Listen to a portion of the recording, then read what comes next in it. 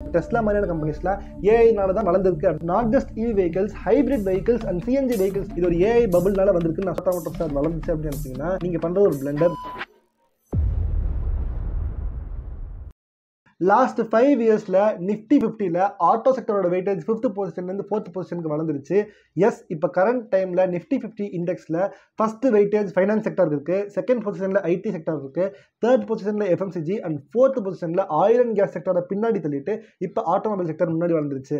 அது கூடவே நம்ம இந்தியாவுமே சவுத் கொரியாவை பின்னுக்கு தள்ளிட்டு இப்போ இந்தியாவோட ஆட்டோ எக்ஸ்போர்ட்ஸ் ஒரு பொசிஷன் மேல வந்துருச்சு. எல்லாத்துக்குமே முக்கியமான காரணம் டாடா மோட்டார்ஸா இருக்கட்டும், பஜாஜ் ஆட்டோவா இருக்கட்டும், ஹீரோ மோட்டார் காப்பா இருக்கட்டும், இந்த ஆட்டோ ஸ்டாக்ஸ் எல்லாமே மற்ற நிஃப்டி ஸ்டாக்ஸோட ரேஸ் போட்டு ஜெயிச்சது தான். அண்ட் இந்த ரேலி எல்லாமே ஒரிஜினலா ஆர்கானிக் தானா. ஏன்னா நிறைய இடங்கள்ல ஆட்டோமேட்டிக்கா நடக்கக்கூடிய நிறைய விஷயங்கள்ல ஏஐ அப்படின்னு சொல்லிட்டு ஃபேக்கா பிராண்டிங் பண்ணிடுறாங்க. அண்ட் அதனால இந்த ஏஐ பபுள்குள்ள இந்த ஆட்டோ செக்டரே மாட்டிக்கிட்டு இருக்கா. அண்ட் இந்த இண்டஸ்ட்ரியே கம்ப்ளீட்டா அண்டர் வேல்யூடா இல்லையா அப்படிங்கறத நம்ம பார்க்க போறோம். ஏன்னா நிறைய சப்ஸ்கிரைபர்ஸ் நம்ம கிட்ட இந்த ஆட்டோ இண்டஸ்ட்ரியை பத்தின ஸ்டாக்ஸ் எல்லாம் கேட்குறீங்க. ஸோ எல்லா ஆட்டோ ஸ்டாக்ஸ்க்குமே ஒரு மொத்தமா ஒரு இண்டஸ்ட்ரி அனாலிசிஸ் பண்ணிடலாம் அப்படிங்கிறதுக்காக தான் இந்த வீடியோ.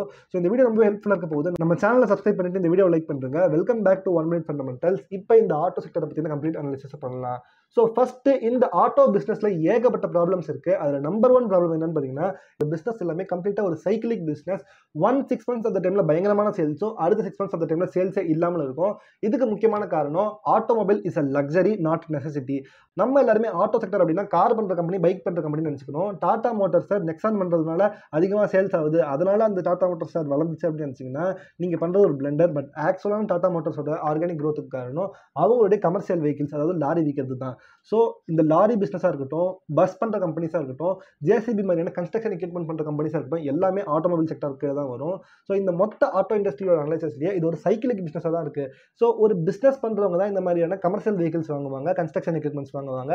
அப்படி இல்லாமல் ஒருத்தர் வீட்டுக்கு காரோ பைக்கை வாங்குறாங்க அப்படின்னாலுமே வெயிட் பண்ணுங்க, தீபாவளி போனஸ் வரட்டும், அந்த டைமில் நான் வாங்குறேன்னு சொல்லுவாங்க. அந்த பிஸ்னஸ் தொடங்குறவங்களுமே இந்த ஃபெஸ்டிவல் டைம்ஸ் தான் ஸ்டார்ட் பண்ணுவாங்க. ஸோ இதனால தான் இந்த செப்டம்பர் அக்டோபர் மந்த்லேயே இருக்கட்டும், ஈவன் பொங்கல் டைமில் ஜான்வரி மந்த்லேயே இருக்கட்டும், இந்த டைமில் ஆட்டோவில் இருக்கக்கூடிய ஸ்டாக்ஸ் எல்லாமே பயங்கரமான ப்ராஃபிட் காமிச்சிருப்பாங்க. அதனால இந்த ஸ்டாக்ஸ் எல்லாமே நல்லா மேலே போயிருக்கும். பட் இந்த மார்ச் மந்த்துக்கு அப்புறமா இந்த கம்பெனிஸ் எல்லாமே ப்ராஃபிட் கம்மியாக காமிச்சிருப்பாங்க.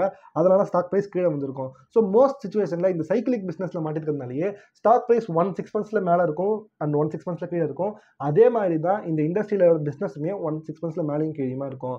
அடுத்த முக்கியமான ப்ராப்ளம் எக்கனாமிக் டிபெண்டன்ஸை பொறுத்து தான் இந்த ஆட்டோ ஸ்டாக்ஸ் எல்லாமே வளரும். ஏன்னா ஆல்ரெடி சொன்ன மாதிரி ஆட்டோமொபைலுங்கிறது எப்போ ஒருத்தர் நிறைய காசு இருக்கோ அப்போ வாங்கக்கூடிய ஒரு பொருள், லக்ஸரியான ஒரு பொருள். ஸோ முதல்ல நல்ல வேலை இருக்கணும், அப்பதான் வேலைக்கு போகிறதுக்கு வண்டி வாங்கணும்னு நினைப்பாங்க. ஸோ எக்கனாமிக்கலி இந்தியா இப்போ கரண்ட் டைம்ல நல்லா பண்ணிட்டு இருக்கு, டெவலப் ஆகிட்டு இருக்கு. அப்படிங்கிறதுனால இதை ஒரு பாசிட்டிவ் பாயிண்டா பார்க்கலாம். இந்த ஆட்டோ ஸ்டாக்ஸ் எல்லாமே இந்தியாவோட வளர்ச்சிக்கு ஏற்ற மாதிரி நல்ல வளர்ச்சி இருக்கு. பட் இந்தியா மேலே போனால் ஆட்டோ ஸ்டாக்ஸ் அதை விட அதிகமாக மேலே போகும் நிஃப்டியை விட. பட் ஒருவேளை நிஃப்டி கீழே வந்துச்சு அப்படின்னா அதை விட அதிகமான ஃபால் இந்த ஆட்டோ ஸ்டாக்ஸ் இருக்குங்கிறது தெரிஞ்சுக்கோங்க. அடுத்தது ஒரு முக்கியமான problem, auto stocks is completely dependent upon other sector. ஏன்னா முதல் விஷயம், auto stock is completely dependent upon crude oil prices. எப்போ க்ரூட் ஆயிலோட விலை ஏறுதோ அப்போ ஆட்டோ பிஸ்னஸோட பிரைஸ் குறையும். இதுக்கு காரணம் என்னன்னா, க்ரூட் ஆயிலை பேஸ் பண்ணி தான் இந்த ஆட்டோ பிஸ்னஸ் இப்போ வரைக்குமே ரன் ஆகிட்டு இருக்கு. நீங்க என்னதான் ஆட்டோ பிஸ்னஸ் ஒரு ரெவல்யூஷனரி பீரியட்ல இருந்தாலுமே, ஈவிக்குள்ள போனாலுமே இப்பயுமே இந்த க்ரூட் ஆயிலை பேஸ் பண்ணி தான் ஆட்டோ பிஸ்னஸ் வளர்ந்துட்டு இருக்கு. இல்லை நான் கம்ப்ளீட்டா ஈவியை வச்சு தான் இந்த ஆட்டோவை பார்க்குறேன் அப்படின்னாலுமே still auto stock is dependent upon power business, அதாவது பவர் இண்டஸ்ட்ரிக்குள்ள எனர்ஜி ப்ரொடக்ஷன் இண்டஸ்ட்ரியை நம்பி தான் இருக்கு. ஸோ நீங்க எப்போ கரெக்டான எனர்ஜி ப்ரொடக்ஷன் பண்றீங்களோ அப்பதான் இந்த ஆட்டோ ஸ்டாக்ஸ் வளர முடியும். ஸோ ஒருவேளை நீங்க கம்ப்ளீட்டா ஈவிக்கு டிரான்ஸ்ஃபார்ம் ஆயிட்டீங்கனாலுமே எலக்ட்ரிசிட்டி பிரைசஸை பொறுத்து தான் இந்த ஆட்டோ ஸ்டாக்ஸோட வளர்ச்சி இருக்கும். ஸோ பவர் செக்டரை டிபெண்ட் பண்ணி இந்த ஆட்டோ ஸ்டாக்ஸ் இருக்கு. அடுத்தது இன்ஃப்ராஸ்ட்ரக்சர் டெவலப்மெண்ட்னால தான் இந்த ஆட்டோ ஸ்டாக்ஸ் எல்லாம் வளர முடியும். ஸோ ஆட்டோமொபைல் பிசினஸ்க்கே ஒரு மேஜர் த்ரெட் மாதிரி. எப்போ ஒரு கண்ட்ரியில் நல்ல இன்ஃப்ராஸ்ட்ரக்சர் இருக்கோ அப்போ இந்த ஆட்டோமொபைல் பிசினஸ் நல்லாவே வளரும். பட் இன்ஃப்ராஸ்ட்ரக்சர் ஒழுங்கா இல்லை அப்படின்னா அப்போ ஆட்டோ பிசினஸ் படுத்துடும். ஸோ இந்த ஒரு ப்ராப்ளம்ஸ்லாம் நீங்க ஃபேஸ் பண்ண தயாரா இல்லை அப்படின்னா ஆட்டோமொபைலோட ஸ்டாக்ஸ் எதுவுமே நீங்க வாங்குறதுக்கு யோசிக்கவே கூடாது. அடுத்தது நான் சொன்ன மாதிரி ரியல் எஸ்டேட் பிரைசஸ்னால ஆட்டோமொபைல் பயங்கரமாக அஃபெக்ட் ஆகும். ஏன்னா பார்க்கிங், எந்த இடத்துல ரியல் எஸ்டேட்டோட பிரைஸ் அதிகமாக இருக்கோ அதனால பார்க்கிங்குமே அஃபெக்ட் ஆகும். இது நீங்கள் ஒரு சாதாரணமாக இஷ்யூ எடுத்துகிட்டு போகக்கூடாது. ஜப்பான்லலாம் பார்த்தீங்கன்னா பார்க்கிங்க்கு இடம் இல்லை அப்படின்னு சொல்லிட்டு அதுக்காகவே தனியாக ஒரு பில்டிங் கட்டுறாங்க. அந்த பில்டிங் கட்டுற செலவுமே இந்த ஆட்டோ கம்பெனிஸ் மேலே தான் வந்து விழுது. அப்படிங்கிறப்ப இந்த ஆட்டோமொபைல் இண்டஸ்ட்ரிக்கு பார்க்கிங்னாலையுமே பெரிய மேஜர் இஷ்யூ இருக்கு. பட் இதை ஒரு நியூட்ரல் பாயிண்ட் தான் நீங்கள் பார்க்கணும். ஏன்னா பார்க்கிங்னால கார்ஸ் அண்ட் பைக்ஸ் ஆட்டோ ஸ்டாக்ஸுக்கு ப்ராப்ளம் வருது அப்படின்னா, பட் பப்ளிக் டிரான்ஸ்போர்ட்னா பஸ் லாரி பண்றக்கூடிய கம்பெனிஸ்க்கு இது ஒரு ஆப்பர்ச்சுனிட்டி அமையும். ஸோ அதனால ஒரு நியூட்ரல் பாயிண்ட் நான் உங்ககிட்டயே விட்டுடுறேன். அடுத்தது ஒரு மேஜர் த்ரெட் இந்த ஆட்டோமொபைல் கம்பெனிஸ்க்கு, அதுதான் ஃபைனான்ஸ் செக்டரை கம்ப்ளீட்டாக டிபெண்ட் பண்ணி இந்த ஆட்டோமொபைல் செக்டர் இருக்கு. அண்ட் இதை மாற்றவே முடியாதுங்கிறது ஒன்றுமே டேஞ்சரஸாக இருக்கு. இதுக்கு காரணம் என்ன அப்படின்னு பார்த்தீங்கன்னா, இந்த ஆட்டோமொபைல் எதையுமே யாருமே ஃபுல் கேஷ் கொடுத்துட்டு காரையோ பைக்கோ வாங்க மாட்டாங்க. எல்லாருமே கம்ப்ளீட்டா இஎம்ஐக்குள்ள போகணும் தான் நினைப்பாங்க. ஸோ இப்போ ஒரு காரையோ பைக்கையோ நீங்க விற்கணும்னு நினைக்கிறீங்கன்னா கண்டிப்பா ஒரு பேங்கோட ஹெல்ப் உங்களுக்கு தேவை. ஸோ பேங்க்ஸ் எல்லாமே பிஹைண்ட் த டோர்ஸ்ல ஒரு அக்ரிமெண்ட் போட்டுப்பாங்க, மெமரண்டம் ஆஃப் அண்டர்ஸ்டாண்டிங் மாதிரி. ஸோ இந்த எம்ஓயூல என்ன சொல்லியிருப்பாங்கன்னா, உங்களுடைய கார்ஸ் பைக்ஸ் ஆர் எந்த ஆட்டோமொபைலா இருக்கோ அதை வித்து தரத்துக்கு நாங்க ஹெல்ப் பண்றோம், நாங்க உங்களுக்கு மார்க்கெட்டிங் பண்றோம். ஸோ இப்போ டாடா மோட்டார்ஸ் இருக்காங்க அப்படின்னா இந்த டாடா மோட்டார்ஸோட வண்டிக்கு நாங்க எக்ஸ்ட்ராவா இன்சென்டிவ் தரோம், ஆர் நான் வந்து உங்களுக்கு இன்ட்ரெஸ்ட் கம்மியா போடுறேன்னு சொல்லிட்டு உங்களுக்கு நாங்க மார்க்கெட்டிங் பண்ணி தரோம். பட் ஒருவேளை உங்களுடைய காரை வாங்கின கஸ்டமரால ரீபே பண்ண முடியாம போச்சு அப்படின்னா அவங்க கட்ட வேண்டிய காசை நீங்க எனக்கு அந்த லாஸை செட்டில் பண்ணணும் அப்படின்னு சொல்லிட்டு பிஹைண்ட் த டோர்ஸ் நிறைய எம்ஓயூஸ் போட்டிருப்பாங்க. இதனால எப்பவுமே இந்த எம்ஓயூ போட்டப்ப ஃபைனான்ஸ் கம்பெனிஸ்க்கு ஒரு ஹேண்ட் மேல இருக்கும் ஆட்டோ செக்டர்ல இருக்கக்கூடிய பிசினஸோட. ஸோ இது ஆட்டோமொபைல் பிசினஸ்க்கு ஒரு மேஜர் த்ரெட்டாவே நீங்க பார்க்கணும். அடுத்த ஒரு முக்கியமான இஷ்யூ என்னன்னு பார்த்தீங்கன்னா, ஒரு ஃபேமிலிக்கே ஒரு கார் இல்லை 2 பைக்ஸ் தான் இருக்கும்.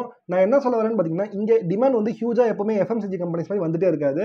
அண்ட் இந்த ஒரு காரையோ பைக்கை வாங்கிட்டாங்க அப்படின்னா அவங்க நெக்ஸ்ட் ஒரு 3 to 5 இயர்ஸ்க்கு மேலே அந்த பைக்கையோ காரையோ வச்சுக்கணும் தான் நினைப்பாங்க. ஸோ அதனால இவங்களுடைய கேம் வந்து வால்யூம்ல இல்லை, இன்ஸ்டட் ஒரே ஒரு காரை விற்கிறதுல அதிகமான ப்ராஃபிட்ல விற்கணும், அதாவது மார்ஜின்ல தான் இருக்கு. ஸோ இதையுமே இந்த செக்டர்ல இருக்கக்கூடிய ஒரு மிகப்பெரிய ப்ராப்ளமா நீங்க பார்க்கணும்.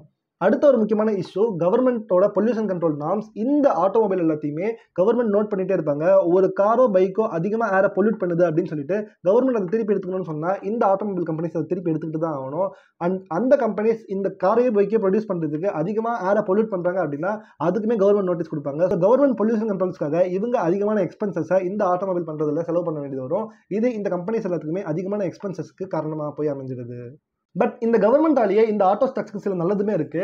ஸோ இப்போ பெட்ரோல்லேருந்து ஈவிக்கு போகும்போது கவர்மெண்ட் எக்கச்சக்கமாக இன்சென்டிவ்ஸ் தராங்க இந்த இவி வெஹிக்கிள்ஸுக்கு. இதனால இந்த ஆட்டோ ஸ்டாக்ஸ்க்கு ஒரு பூஸ்டப் கிடைக்கலாம்.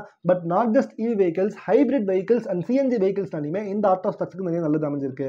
இந்த ஆட்டோமொபைலோட மார்க்கெட் 2026 வேர்ல்டு ஃபுல்லாக 300 பில்லியன் ரீச் பண்ணும் அப்படின்னு எதிர்பார்க்கப்படுது.